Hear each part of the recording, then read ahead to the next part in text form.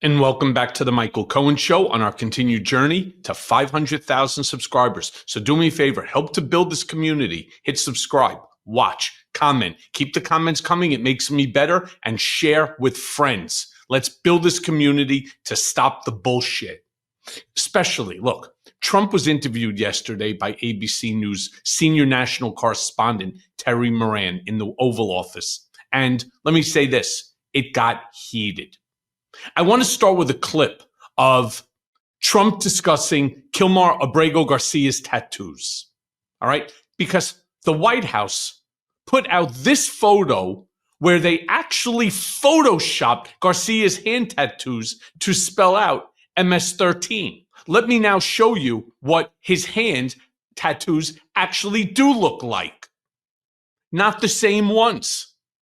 Now, for whatever the reason may be, Trump seems to believe that it is the photoshopped image that's real.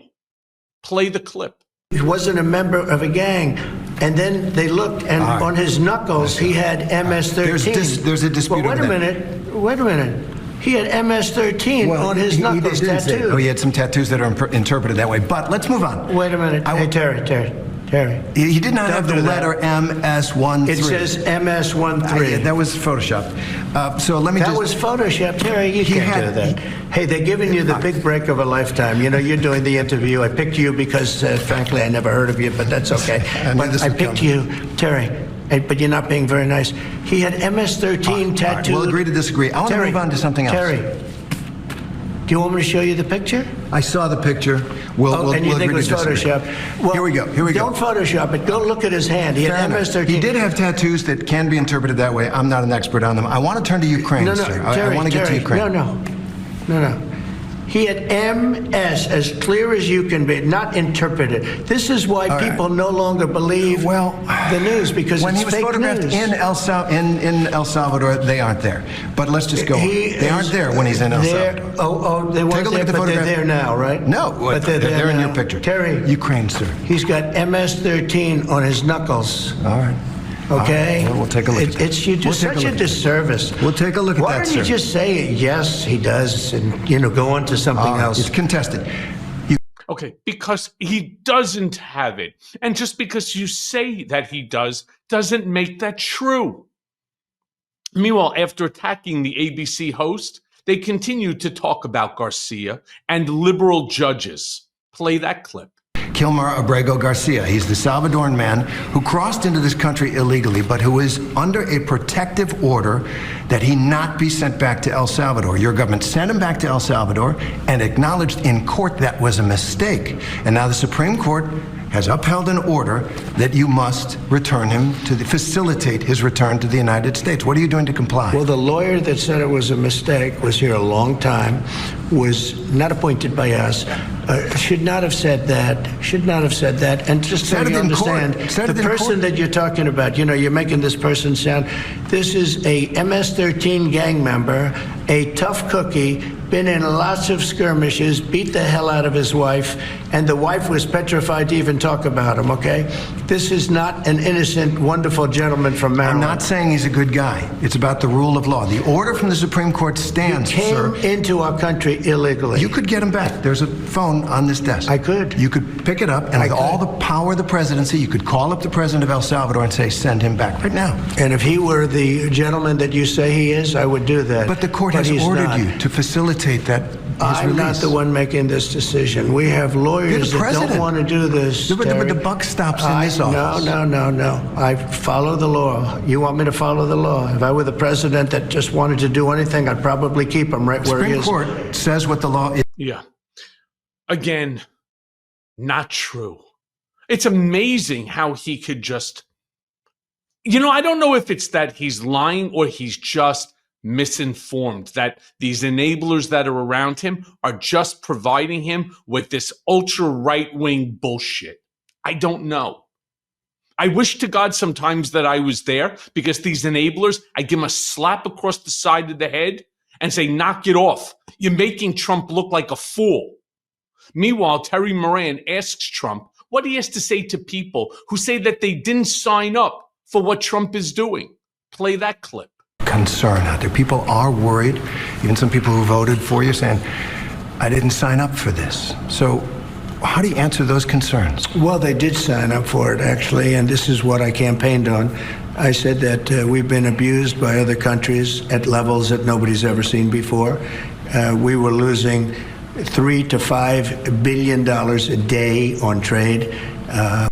Again, they're just giving him misinformation. They're trying to weave a story, you know, his famous word, to weave a story into a narrative, but it just doesn't work. They need, and I'm talking about the enablers that are around him, like the Stephen Millers. They have to stop doing this. He's becoming the laughingstock of the world. Moran also goes on and asks Trump about comments, saying that he is seizing too much power and becoming an authoritarian president. Play that clip. What do you say to people who are concerned you are seizing too much power and becoming an authoritarian president like we haven't had before? No, I would hate them to think that. I'm doing one thing. I'm making America great again. We have a country that was failing. We have a country that was laughed at all over the world. We had a leader that was grossly incompetent. He should have never been there. The election was rigged. He should have never been there. Our country suffered greatly, and now our country's coming back like nobody can believe. I have editorial. Yeah, that also is not true. None of it is true. But that's the talking points.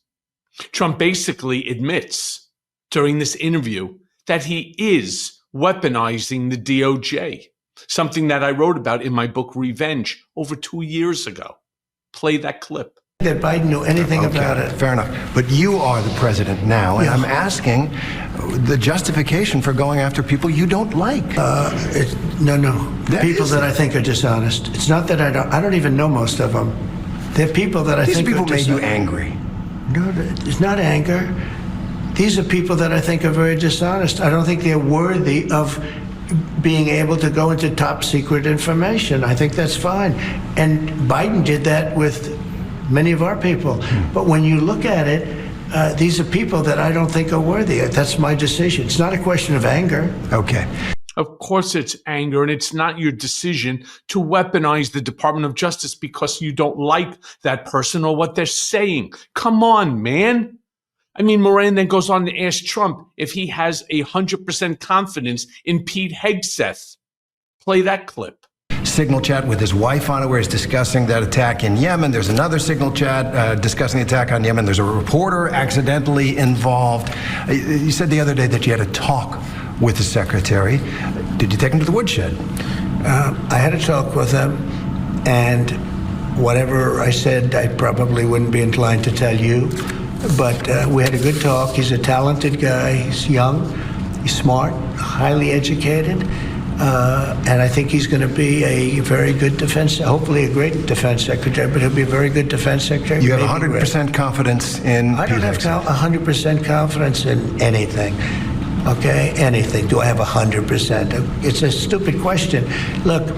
It's a pretty important position. No. You don't have 100%. Only a liar would say I have 100% confidence. I don't have 100% confidence that we're going to finish this interview. We will. Let's go. Talk about bullshit. I mean, you don't have to worry about finding out what Trump said to Pete Hegseth. I'm certain Pete Hegseth put it on a signal chat and probably accidentally sent it to somebody he shouldn't have. So we'll find out soon enough. Meanwhile, Trump also was asked if he thinks that Putin wants peace. Play that clip. That he's willing to stop the fighting. Don't forget. You think he wants peace? You think Vladimir Putin wants peace? I think he does, yes. I think he does. I think because even with the raining missiles I think he really, his dream was to take over the whole country. I think because of me, he's not going to do that. Do you trust him? Do you trust him? I don't trust you. I don't trust a lot of people. I don't trust you. Look at you. You come in all shooting for bear. You're so happy to do the interview. I am happy. Then you start hitting me with fake questions. You start telling me that a guy whose hand is covered with a tattoo doesn't have the tattoo. You know. All right. I mean, you're being dishonest. No, I'm not. Let me I just am tell not. you, I don't trust a lot of people. But I do think this. I think that let's say he respects me, and I believe because of me, he's not going to take over the whole. But his decision, his choice would be to take over all of Ukraine. Okay. It's a war. Of course, that's why he started the war. Meanwhile, Trump goes on and he speaks about tourism being down. Play that clip. And Canadians, many of them, are really angry, furious about your talk about we're going to take over Canada, is going to become the 51st state. And it kind of is of a piece. A lot of travel is down into the United States from around the world. It feels like there's been reputational damage. The country's doing great. Well, prices are down, not the tourism. Gasoline's down, energy's down, tourism is going to be way up. Wait till you see the numbers. The tourism is way up. Not now. Now, Canada, tourism's doing very well. We're doing very well. We're doing very well. Wait till you see the real numbers come out in 6 months from now. Wait till you see the numbers. But do you think, I'm going to ask you, if I may, do you think that... Yeah, in 6 months. And finally, I want to show you a clip of Moran trying to ask Trump about tariffs affecting small businesses, and Trump, of course, completely ignoring it. Play the clip. So your message to those small businesses who are saying, we can't live a month, 2 months with these tariffs. Apple got a big deal. Is there something for them? No, not only Apple. We've got $7 to $8 trillion being invested in our country in 2 months. Biden didn't have that over a year. I mean, if you look at Biden, nobody was really investing in this country. Everybody was ripping off our country. Apple's putting up $500 billion, but that's only one of many companies. Companies are flooding into our country right now. So your answer to the concern about the tariffs is everything's going to be hunky-dory? Everything's going to be just fine. It wouldn't have been if I didn't do this. I had a choice. I could leave it, have a nice, easy time, but I think ultimately you would have had an implosion. Our country had inflation that was worse than they've ever had it before. You don't mention that. Why don't you mention that? We had the worst inflation probably in the history of our country. People say 40. Yeah. You know, one of the things that I ended my Substack, if you haven't read it, is that what we need is leadership that's rooted in fact, not fantasy. We need institutions that work for the people, not just for the powerful. We need compassion over cruelty. We need vision over vengeance. But most of all, we need to remember that the presidency is not a weapon. It is a responsibility.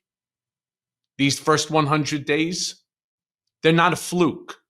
They are a warning shot. The chaos isn't incidental. It is the plan. It is why I say in every single one of my shows, please share this with a friend. Help to grow this community so that we could ensure that our voices, that the America that we want, comes back to reality.